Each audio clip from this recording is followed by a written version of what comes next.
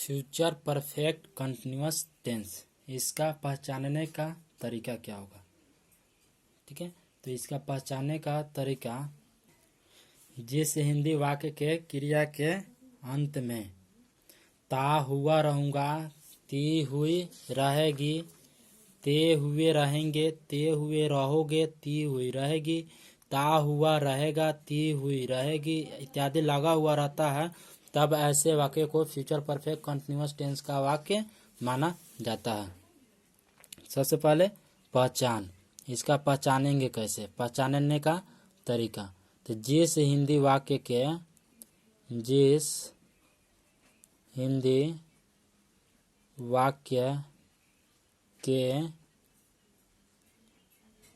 क्रिया के अंत में, जिस हिंदी वाक्य के क्रिया के अंत में ता हुआ रहूँगा, ता हुआ रहूँगा, ती हुए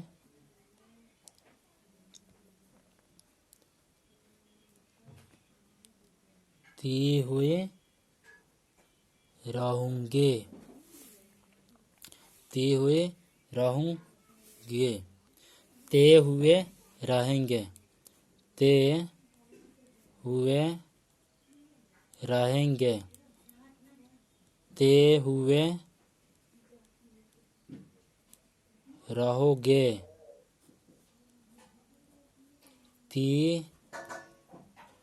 हुए रहोगे आदि लगा हुआ रहता है, तब वैसे वाक्यों को फ्यूचर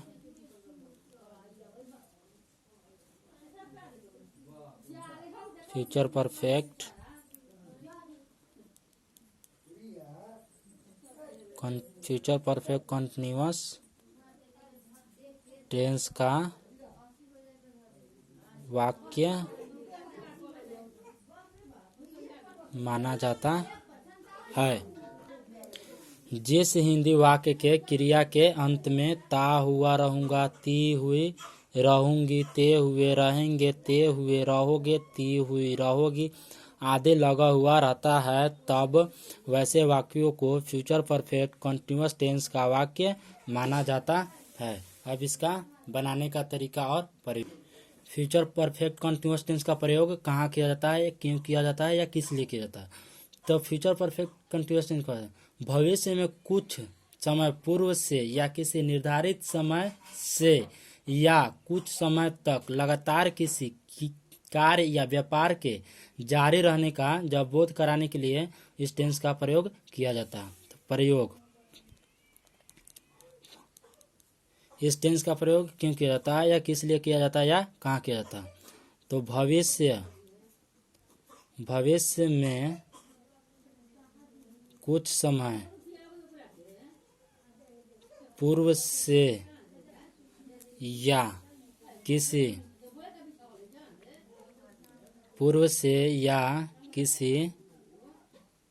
निर्धारित, भविष्य में कुछ समय पूर्व से या किसी निर्धारित समय से या कुछ समय तक लगातार किसी कार्य व्यापार के जारी रहने का बोध कराने के लिए, कार्य व्यापार के जारी रहने का बोध कराने के लिए इस टेंस का प्रयोग किया जाता है। इस टेंस का प्रयोग क्यों किया जाता है? इस टेंस का प्रयोग यानी कि फ्यूचर परफेक्ट कंटिन्यूअस टेंस का प्रयोग भविष्य में कुछ समय पूर्व से या किसी निर्धारित समय से या कुछ समय तक लगातार कार्य या व्यापार के जारी रहने का बोध कराने के लिए इस टेंस का प्रयोग किया जाता है। जैसे एक example, by the end of this year I shall have been living here for 5 years। या दूसरा example, I shall have been working from morning. या next example, they will have been playing for 10 years। इस तरह से इस सारे example से ये बोध होता है। उसके बाद है इसका प्रयोग हो गया, इसका बनाने का तरीका हो गया। सबसे पहले तो इसका पहचानने का तरीका कि पहचानेंगे कैसे, उसके पहचानने के बाद इसका हो जाएगा प्रयोग। पहचानना है कि जिस हिंदी वाक्य के क्रिया के अंत में ता हुआ रहूंगा, ती हुई रहेगी, ते हुए रहेंगे या ते हुए रहोगे, ती हुई हो रहोगी आदि लगा हुआ रहता है, तब वैसे वाक्य को फ्यूचर परफेक्ट कंटिन्यूअस टेंस का वाक्य माना जाता है। प्रयोग भविष्य में कुछ समय पूर्व से या किसी निर्धारित समय से या कुछ समय तक लगातार किसी कार्य या व्यापार को बोध कराने के लिए इस टेंस का प्रयोग किया जाता है। अब आएगा इसका बनावट कि ये इसका ट्रांसलेशन या वाक्य को अनुवाद किस तरह से करेंगे। एक इम्पोर्टेंट नोट्स, टाइम पीरियड यानी कि period of time. Note, period of time. Period of time के साथ, पीरियड ऑफ टाइम के साथ, पीरियड ऑफ टाइम के साथ किसका प्रयोग होता है? फॉर का। और पॉइंट ऑफ टाइम के साथ फ्रॉम का प्रयोग होता है। पीरियड ऑफ टाइम के साथ, पीरियड ऑफ टाइम के साथ फॉर और पीरियड ऑफ टाइम और point of time, point of time, point of time के साथ फ्रॉम का प्रयोग किया जाता है। फ्रॉम का प्रयोग किया जाता है। यह पहला हो गया। दूसरा पॉइंट, फ्यूचर यानी फ्यूचर टेंस में सिंस का प्रयोग नहीं किया जाता है। फ्यूचर टेंस में सिंस का प्रयोग, फ्यूचर टेंस में सिंस का प्रयोग नहीं किया जाता है।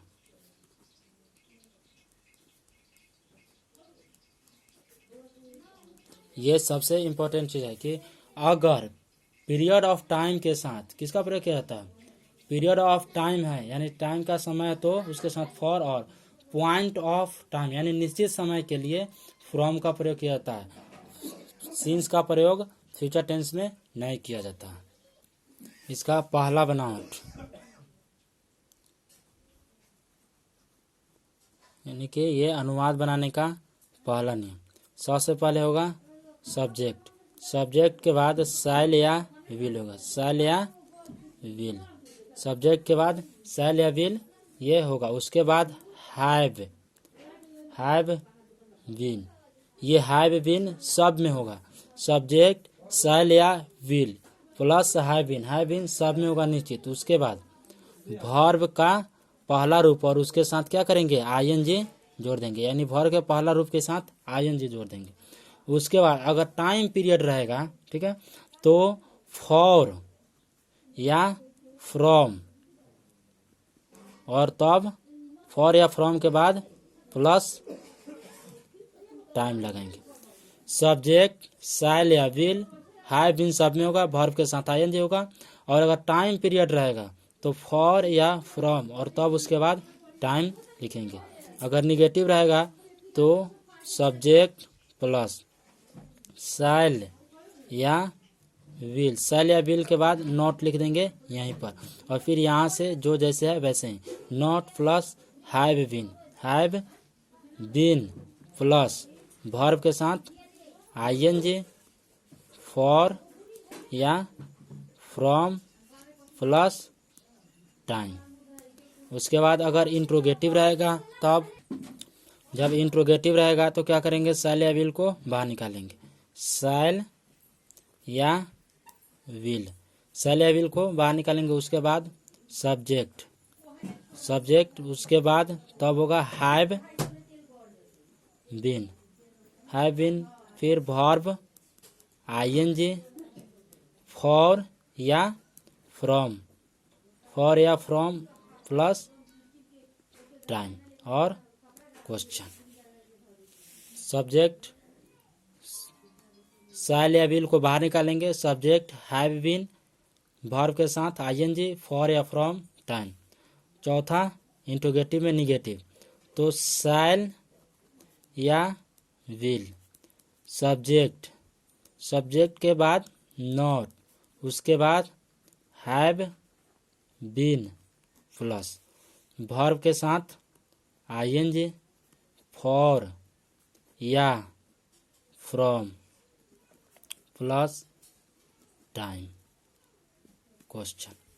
अब 5 नंबर में क्या करेंगे, अब 5 नंबर रहेगा WH, तो क्या करेंगे, WH को बाहर निकालेंगे, WH, फिर शैल या विल, WH शैल या विल, फिर सब्जेक्ट, उसके बाद हैव बीन, वर्ब के साथ आईएनजी, फॉर या फ्रॉम, उसके साथ बाद लास्ट में हो जाएगा टाइम। और लास्ट फार्मूला इसका छठा, WH प्लस शैल या विल, उसके बाद सब्जेक्ट, अब WH में निगेटिव रहेगा तो WH शैल या विल, सब्जेक्ट, उसके बाद नॉट, उसके बाद नॉट हो जाएगा, उसके बाद लिखेंगे वर्ब के साथ नॉट, उसके बाद हैव बीन, नॉट